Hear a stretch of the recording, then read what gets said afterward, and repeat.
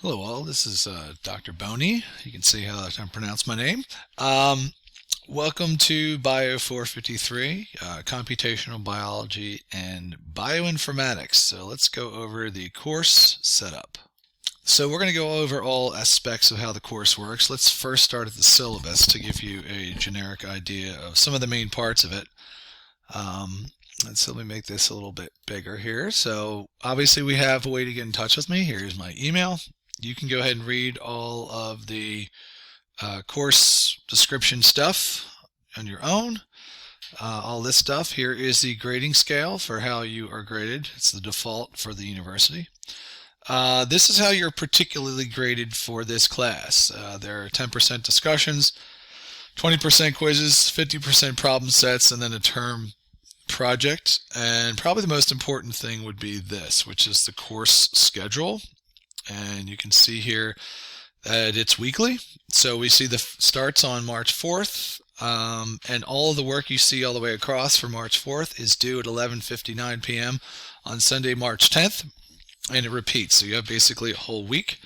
The first week you can see we have Chapter 1. We have the main parts of Chapter 1. So while you're doing the readings, you want to focus on the aspects of those, as well as some mini lectures that I have for you as well. And then your homework for grades by the end of the week is a discussion for Module 1, problem set, NCBI, and Quiz 1. And that will repeat all the way down every single week. You can see everything that you're learning. And then the very end, last week, we have a final project.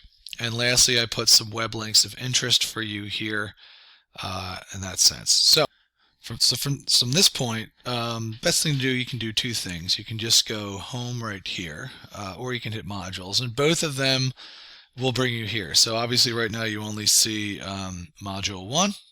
And if we click on, basically you're just going to go down the line. If we click right here on module 1 overview, you'll see the first thing we have is before beginning work, I want you to register for this thing called Edpuzzle. It's totally free, and it's how you can access a lot of my mini online lectures. So if you just go ahead and click that, it's going to bring you to something like this. And what you're going to do is, it's hard to see, but in the corner up there, there's sign up. So you're going to hit sign up. And you're just going to hit sign up with Edpuzzle, and you can see that that's my class, and you're going to put in your first name and all that stuff, and you're going to register, and then you really don't ever have to go to Edpuzzle anymore if you don't want to. Obviously write down your username and password, because it will, as long as you're logged in, it'll hook up with Canvas and allow you to do all of the activities from Canvas. So let's kind of just talk about what that looks like. So as you're here again, and as you hit, you read through this, there you go, that's everything Module 1's about. You're going to get to the next thing in line, and it's going to look like this. And this is an Edpuzzle video, and this is how you know if you've been able to register. You can see here that my name is not up here. There's nothing there. So if you go to hit get started and it won't work, it's because you're not logged in or you didn't register. So now I'm going to pause the video and I'm going to log in real quick to Edpuzzle, and you're going to see how this screen's going to look a little different. So I just went and logged in, and you can now see that my name is there. And when you log in, it will be your name. And so these are little mini video vignettes. They're kind of like YouTube videos, but they're a little bit different. And the reason they're a little bit different is you'll see here at the bottom of this that there's little teeny tiny teardrops. And these teardrops are anything from comments that I add to little embedded video or questions that literally you answer them right in the middle of the video. So it's a great way for you to learn through doing these videos and interacting with them by trying some of the questions in the middle of the video. So you're going to go through and watch that one, and you're going to go right down the line. And again, another way to look at these if you didn't want to see them through this view is that here's the first one, here's the second, again, here's the third one on transcription translation. And as we go down, we have another one on introns and exons. And again, these are pretty short. And there's another one I made. And so now we finally get to, near the end of this list of the module 1. You'll see this one's a little bit longer. And so now that you know the content, these are Edpuzzles I made that are specifically about using a database that you're going to learn how to use called NCBI. It has a lot of stuff to it. You're just going to do a couple small parts for this first unit. So you're going to watch those two. You're going to interact. And again, as you see, there's going to be teardrops. There's a whole bunch of assessments where you can, either if you have two screens on your computer, you can open up one and try it, or you can do different tabs and whatnot. So that's kind of how to work through all the learning part. So I would suggest the best way to do this would be to go through all of these things first and then go back and hit chapter 1, specifically the parts that have to do with everything you see here, which is taxonomy, DNA structure, transcription, translation, introns, exons, codon chart, mutations, and then CBI. That's the most part. So then what's the homework part? The homework part is 3 things. So the first is a module 1 discussion board. So if you just click here, and of course it's locked because it's not the date yet, but it basically will be a question that you individually answer every week, right on the middle of it. And then the second thing, there'll be a chapter 1 quiz. This is on the book. It's also why you need a book, and obviously this is locked.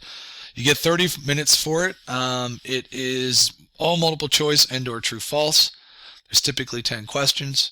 And then the thing that's worth the most amount of points is the problem set. So if you click on the problem set, that's going to allow you to kind of go through and take a look at what you're really doing. So I'm going to stop the video and unlock this so I can kind of give you a little bit of a heads up on kind of how that's going to work. So it'll look a little nicer than this, but this is kind of my view of it. So for this particular thing, you're going to be using a database manual. And if I just kind of click on this database manual, you'll see that once it loads up, it's a PDF.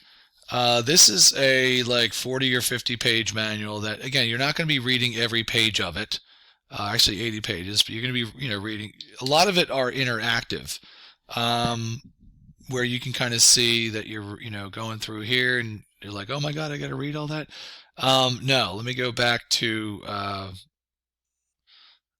it wasn't able to do the pages the way I wanted. So let me try to do, let me just do 44, enter. Maybe it'll go that way. There we go. So once you kind of get to a lower part, and by the way, you're not starting this on page 1, just so you know. You're starting it on page 33. And when you do this, it's literally going to have you do things like click here, there's this button, click that. It's going to teach you how the actual database works. And so once you do that, then let me go ahead and show you how that relates to the answer sheet. So you're going to start here on page 33. You can read this first 30 page if you want. It really reads quick. It's a very small manual. But again, you start on 33, and then you're going to be answering questions. And so embedded in the actual database manual are going to be questions, and they relate to this. So this is the student. This is what you are going to download in your computer. And it's a Microsoft Word document. And every time where you actually find a question in the database, I tell you exactly where the question is, and basically what each one stands for. So all of these questions you're going to see are going to be in the manual, asking you that, and this is where you're going to actually physically type or write on these answers all the way down, and it tells you there's the ones from page 57 and 58 all the way down. And there's the ones from page 67. So this is going to teach you how to do or how to use NCBI after you've already done the 2 tutorials. So it's a bit of a larger activity because it's supposed to be. And remember, the last thing I want to say about that is that if we go back here and we take a look at your student view, everything you did here, all of it prepares you to also do this, and especially the NCBI tab, where I actually have the tutorials to show you what you're going to do for the final project. So that system is going to repeat every week for the 7 weeks. And if you have any questions once the class starts, please let me know. Otherwise, welcome to the class.